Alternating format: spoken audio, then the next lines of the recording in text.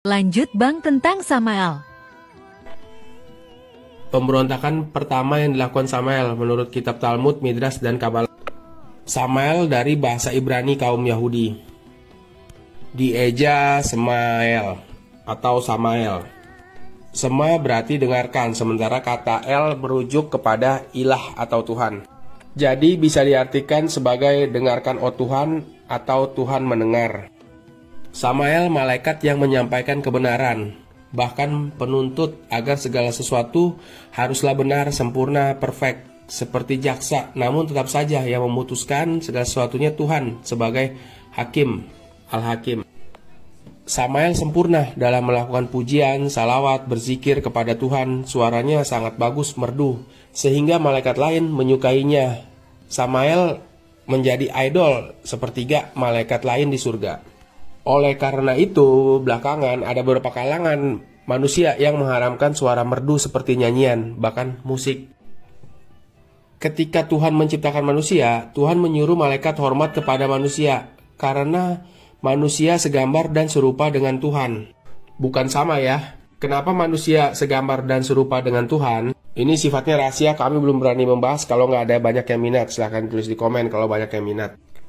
Singkat cerita, Samael tidak mau hormat kepada manusia, karena Samael menegakkan kebenaran, yaitu tidak boleh hormat selain kepada Tuhan. Jadi tidaklah boleh hormat kepada manusia dan hal lainnya.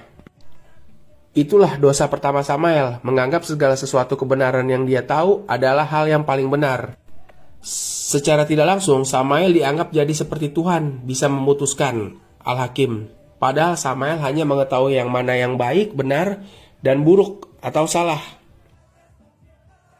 Kelak, dosa pertama Samael ini ditularkan kepada manusia, dimulai dari Hawa lalu Adam, yang ingin menjadi seperti Tuhan, mengetahui yang mana yang baik, benar, dan buruk salah, lalu bisa memutuskan seperti Tuhan.